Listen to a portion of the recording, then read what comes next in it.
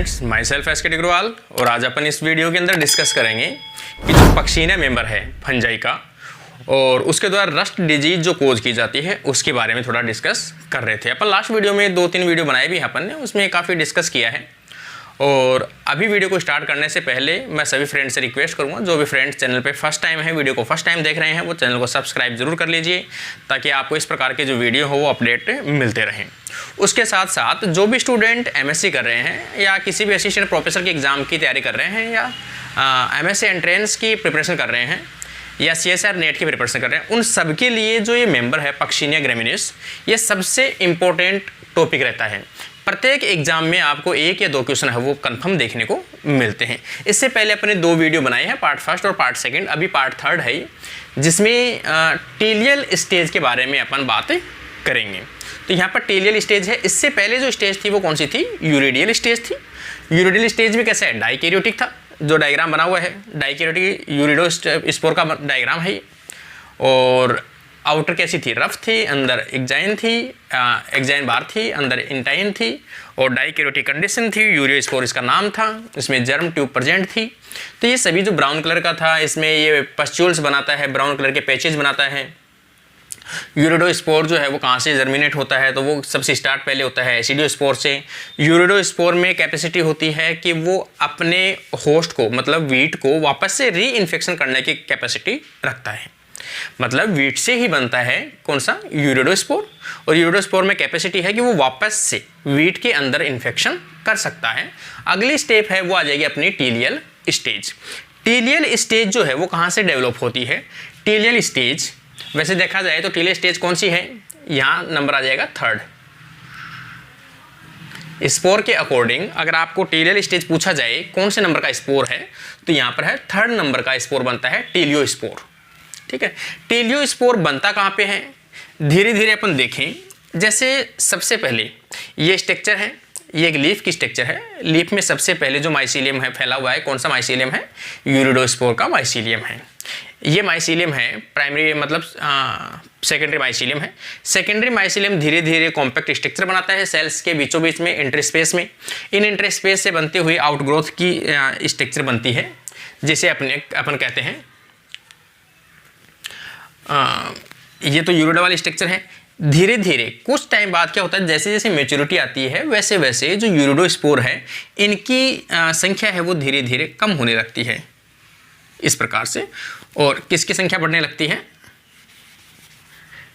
टीलियो spore की संख्या बढ़ने लगती है। जैसे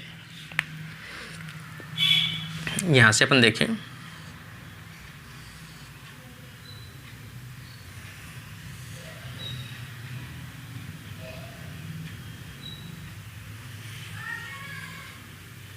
इस प्रकार के जो स्ट्रक्चर हैं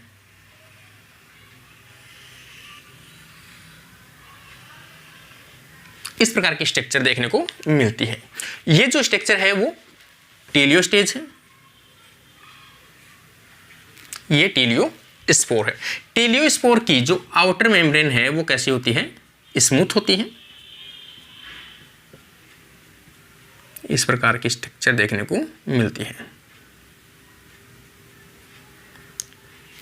तो एक कंडीशन ऐसी आती है जिसके अंदर यूरिडोस्पोर और टीलियोस्पोर एक साथ देखने को मिलता है। इंटरमीडिएट कंडीशन है ये कि टीलियो यूरिडोस्पोर धीरे धीरे नष्ट होने लगते हैं, खत्म होने लगते हैं और उसके स्थान पर क्या बनने लगते हैं? टीलियोस्पोर बनने लगते हैं। धीरे धीरे क्या होगा? ये जो एक्जाइन है वो कैसी है? इसमें स्मूथ है। 2 जर्म पोर होते हैं।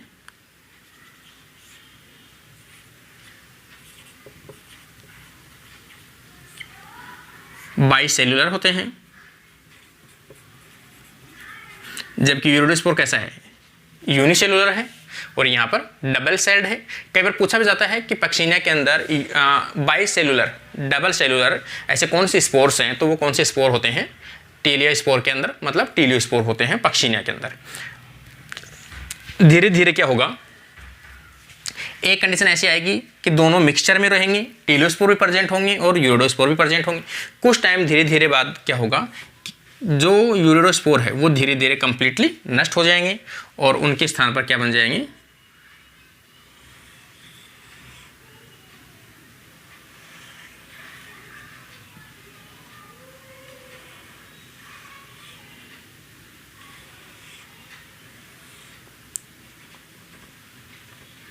यहाँ पर यूरिडो की जगह टीलियोस्पोर बनते जा रहे हैं।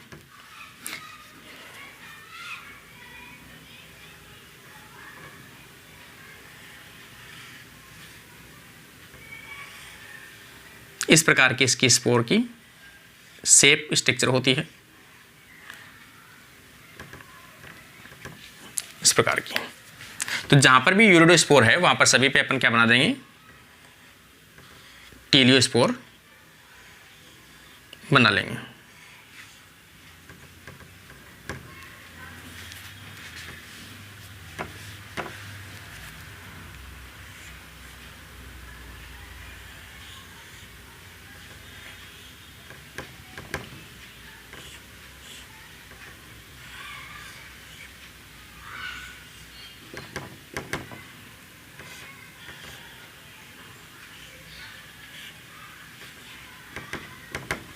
इस प्रकार से ये टीलियोस्पोर का फॉर्मेशन होता है। और जब टीलियोस्पोर का इस प्रकार से फॉर्मेशन होता है तो उस कंडीशन को अपन क्या बोलते हैं, टीलियोसोरस कहते हैं।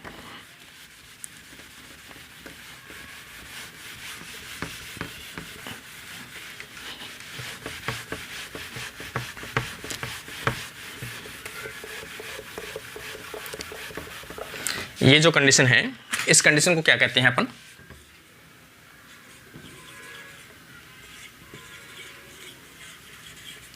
टीलियोसोरस के नाम से जानते हैं, या इस स्टेज को अपन कहते हैं टीलियल स्टेज। और जहां पे ये बनते हैं इस प्रकार की स्ट्रक्चर जो है ये स्टॉक लाइक, उसे अपन क्या बोलते हैं, टीलियोफोर।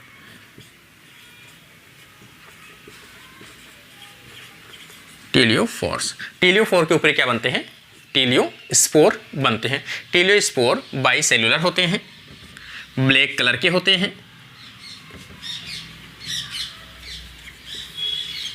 दिखने में कैसे होते हैं, ब्लैक कलर के होते हैं। कि ये जो लीफ है जिनके ऊपर ये कैरेक्टर दिखाई दे रहे हैं, अगर ये ब्लैक कलर की हो तो ये कौन सी है, टीलियल स्टेज है इसका मतलब। तो जब आप इनको ब्लैक कलर के जो पस्ट्यूल्स है इनको आप ब्लेड से क्रश कर कर आप कॉटन ब्लू से स्टेन करते हो तो इसमें आपको डबल सेल्ड अगर स्पोर्स दिखाई देते हैं तो यहाँ पर कौन सी कंडीशन है, टीलियोस्पोर दिखाई देते हैं। तो ये इसका एग्जाम्पल है टीलियोस्पोर का। सेल कैसी है, डाइकैरियोटिक है। एक डायग्राम अपन बना के देखें इसका।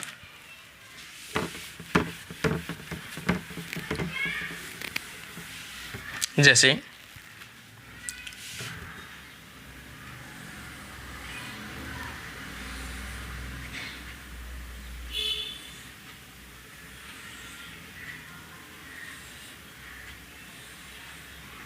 ये कंडीशन है, ये इसकी रियल जो स्ट्रक्चर है वो है, इसके अंदर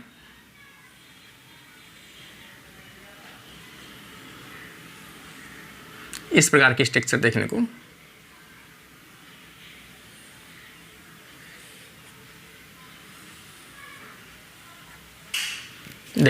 मिलती है। और यहाँ पर ये इस वॉल जो होती है वो कैसी होती है, स्मूथ होती है। और इसके अंदर एक जर्म पोर देखने को मिलता है। कलर कैसा होता है, ब्लैक कलर के होते हैं, कॉन शेप्ड होते हैं, डबल सेल होते हैं।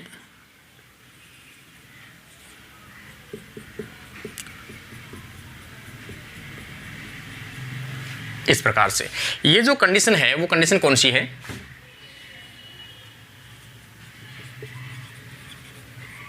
डाइकैरियोटिक न्यूक्लियाई है। कुछ टाइम के बाद इनमें क्या होता है,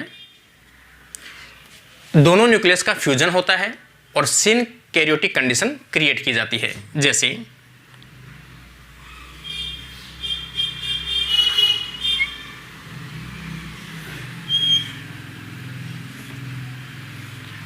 ये कंडीशन है।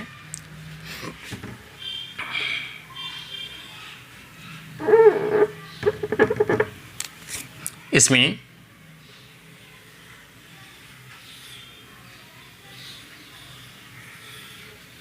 दोनों न्यूक्लियस जो है वो क्या होंगे, फ्यूज हो जाएंगे इस प्रकार से। ये कंडीशन आ जाएगी सिनकैरियोटिक।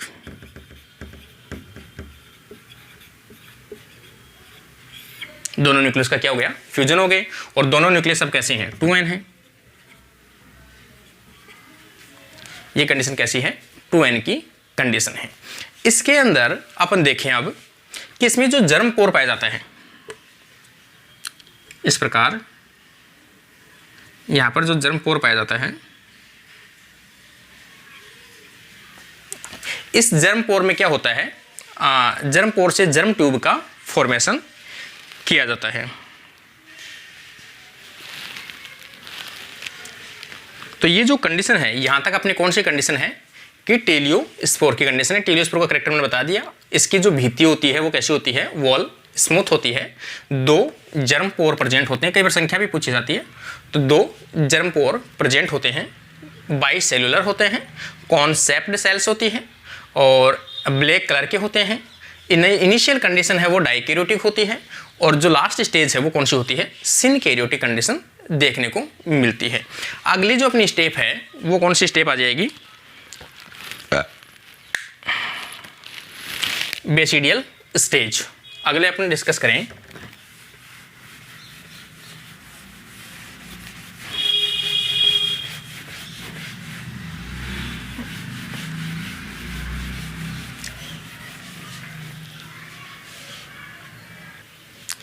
अगली जो स्टेप है वो है बेसिडियल स्टेज। बेसिडियल स्टेज वैसे देखा जाए इसमें तो स्पोर की स्टेज जो है वो कौन सी है, 4th है या 5th स्टेज। ये मैंने आपको फर्स्ट वीडियो के अंदर बताया था कि स्टेप को कैसे काउंट करने हैं, ये स्टेज कौन सी होती है, 4th होगी या 5th होगी। तो आपको फर्स्ट वीडियो देखना पड़ेगा इसके स्टेप के लिए। तो मैंने बता दिया आपको, या तो इसमें 4th है या 5th स्टेप है। बेसिडियो या बेसिडियल स्पोर मतलब बेसिडियल स्टेज। इसके अंदर जो स्पोर बनते हैं वो कौन से बनते हैं, बेसिडियो स्पोर।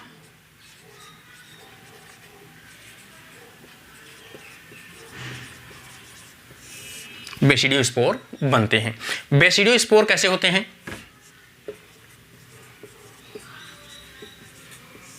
हैप्लॉइड होते हैं। जबकि अब तक जितने भी जो थे यूरिडोस्पोर और टीरियोस्पोर वो कैसे थे, डिप्लॉइड थे। जबकि ये कैसा है, हैप्लॉइड है, मोनोकैरियोटिक है। तो सबसे पहले अपन अब देखें डायग्राम को, जैसे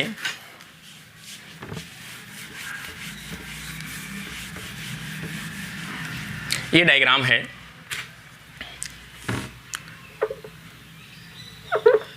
सबसे पहले जो टीरियोस्पोर है, टीरियोस्पोर के जो जर्म पोर हैं उन जर्म पोर में से एक जर्म ट्यूब का फॉर्मेशन किया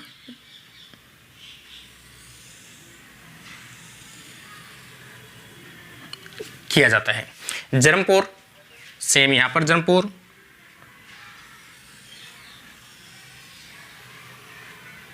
इस प्रकार से 2 जर्म पोर का दोनों सेल से फॉर्मेशन किया जाता है।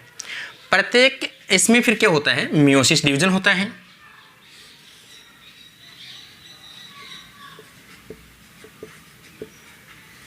मियोसिस डिवीजन होता है। मियोसिस डिवीजन कब होता है, जब ये जर्म ट्यूब के अंदर एंटर कर जाए। तो ये जो जर्म ट्यूब है, इस जर्म ट्यूब को प्रोमाइसीलियम के नाम से भी जाना जाता है।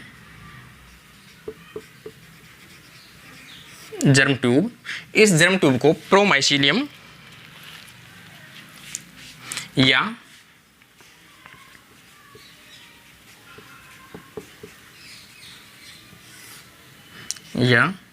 एपी बेसिडियम, इसे अपन एपीबेसिडियम के नाम से भी जानते हैं। जर्म ट्यूब को प्रोमाइसीलियम को एपीबेसिडियम के नाम से जानते हैं। जिसके अंदर जो डिप्लॉइड न्यूक्लियस है वो किसके अंदर एंटर कर जाएगा, प्रोमाइसीलियम के अंदर एंटर कर जाएगा। प्रोमाइसीलियम में एंटर करने के बाद ये किस में कन्वर्ट होता है, मियोटिक डिवीजन के अंदर डिवाइड होता है। तो इस प्रकार से 4 न्यूक्लियस का फॉर्मेशन करता है। चारों कैसे होते हैं, हैप्लॉइड न्यूक्लियस होते हैं।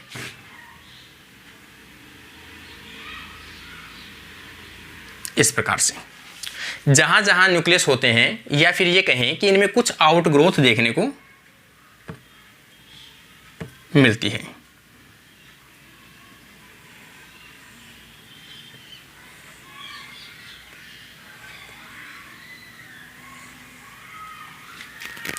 इस प्रकार से इसमें कुछ आउट ग्रोथ देखने को मिलती है। सेम ये कंडीशन इसमें भी देखने को मिलेगी।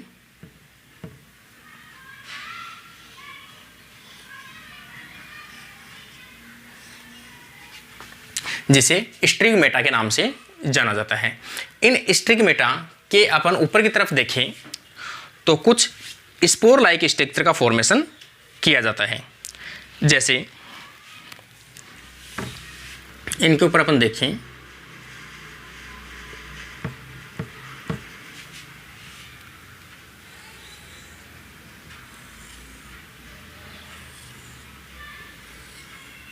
इस प्रकार के स्ट्रक्चर का फॉर्मेशन किया जाता है।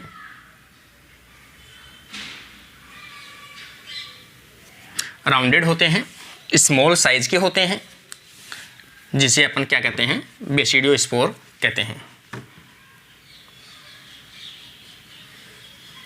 ये बेसिडियोस्पोर। अब जो अपन कहें कि ये जो न्यूक्लियस बने हैं,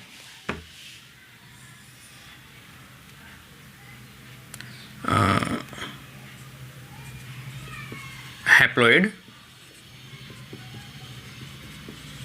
न्यूक्लियाई, ये हैप्लॉइड न्यूक्लियाई हैं।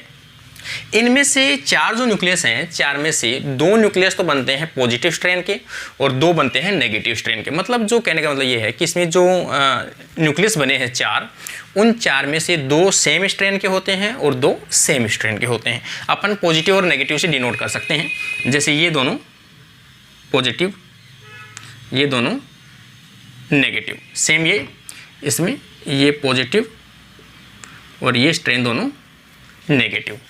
कुछ टाइम बाद इनके अंदर कई बार तो ये माना जाता है कि इनमें माइटोसिस डिवीजन होता है।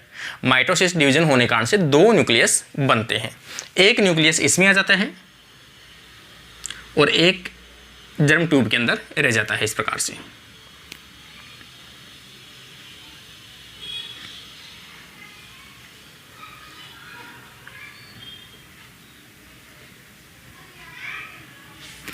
प्रकार से इसमें स्पोर्स का फॉर्मेशन होता है। कई बार पूछा जाता है कि एक टीलियो स्पोर से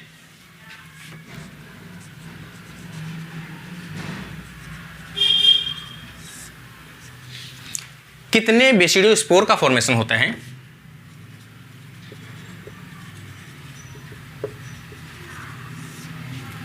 तो यहां पर अपन कहें 1 टीलियो स्पोर, तो बेसिडियो स्पोर कितने बनेंगे यहां पर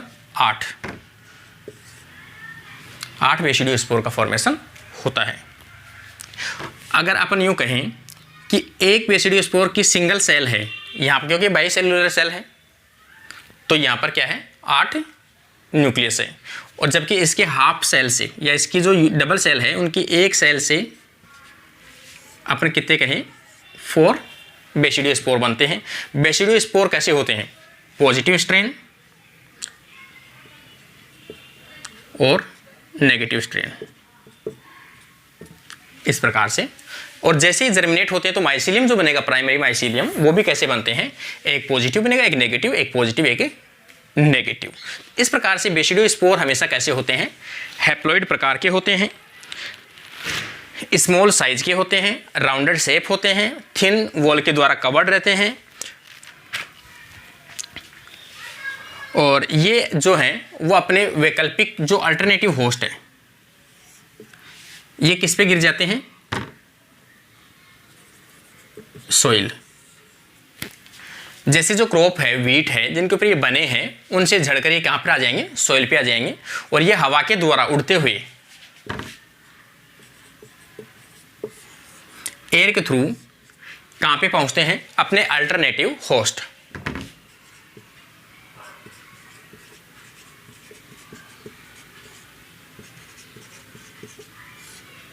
अल्टरनेटिव होस्ट। और अल्टरनेटिव होस्ट कौन सा होगा, सेकेंडरी होस्ट होगा।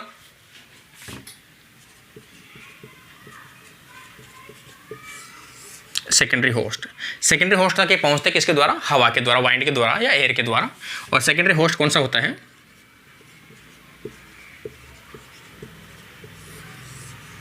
बर्बेरिस के ऊपर जाते हैं और बर्बेरिस के ऊपर जाकर क्या करते हैं, जर्मिनेट करते हैं। तो यहां तक जो स्टेप थी वो थी कौन सी स्टेप, यहां पर बेसिडियल स्टेज। बेसिडियल स्टेज के करेक्टर मैंने वापस बता दिया आपको। बेसिडियल स्पोर हैप्लॉइड होते हैं, राउंडेड होते हैं, स्मॉल साइज होती है। एक टीलियोस्पोर से 8 बेसिडियोस्पोर्स का फॉर्मेशन होता है। बेसिडियोस्पोर 2 प्रकार के स्ट्रेन होते हैं, पॉजिटिव नेगेटिव या ए बी कुछ भी कहें अपन, लेकिन 2 प्रकार के स्ट्रेन होते हैं। 4 जो होते हैं वो पॉजिटिव होते हैं, 4 जो होते हैं वो नेगेटिव होते हैं। ये जब थ्रेशिंग होती है, अपन फसल की कटाई करते हैं, उस टाइम पे गिर जाते हैं कहाँ पे, सॉइल में। और सॉइल में ये एयर के द्वारा कहाँ पे पहुँचते हैं, अल्टरनेटिव जो होस्ट है बर्बेरिस। और बर्बेरिस जो है खास तौर से देखने को मिलता है कि जो भी हाई हील्स वगैरह हैं उनके ऊपर देखने को मिलती है। बर्बेरिस एक झाड़ीनुमा छोटा प्लांट होता है। जैसे आगे अपन देखें तो ये जो स्टेप थी ये थी इसकी बर्बेरिस की। आगे इसका अगला जो है वो आ जाएगा बेसिडियल स्टेज। बेसिडियस कंप्लीट होता है तो बेसिडियल स्टेज के आगे जो अल्टरनेटिव प्रपोसी आ जाएगा वो आ जाएगा बर्बेरिस, जैसे अपन नेक्स्ट वीडियो के अंदर डिस्कस करेंगे। तो अभी 2 स्टेप जो है वो बाकी है, पिक्निडियल और एसिडियल, जो बर्बेरिस के ऊपर कंप्लीट होती है। तो यहाँ तक अपना ये जो वीडियो था वो यहाँ पर कंप्लीट होता है। तो फ्रेंड्स आपको कैसा लगा, कैसा समझ में आ रहा है, तो कमेंट बॉक्स में कमेंट जरूर कीजिए। जैसा आपका रेस्पॉन्स है मैंने पूरी कोशिश की है समझाने की। फिर भी उम्मीद करता हूँ आपको पसंद आया हो, और पसंद आए तो प्लीज़ कमेंट एंड शेयर जरूर कीजिए। तो यहाँ पर अपना वीडियो कंप्लीट होता है। नेक्स्ट वीडियो में नेक्स्ट की बात करेंगे अपन। Thank you friends.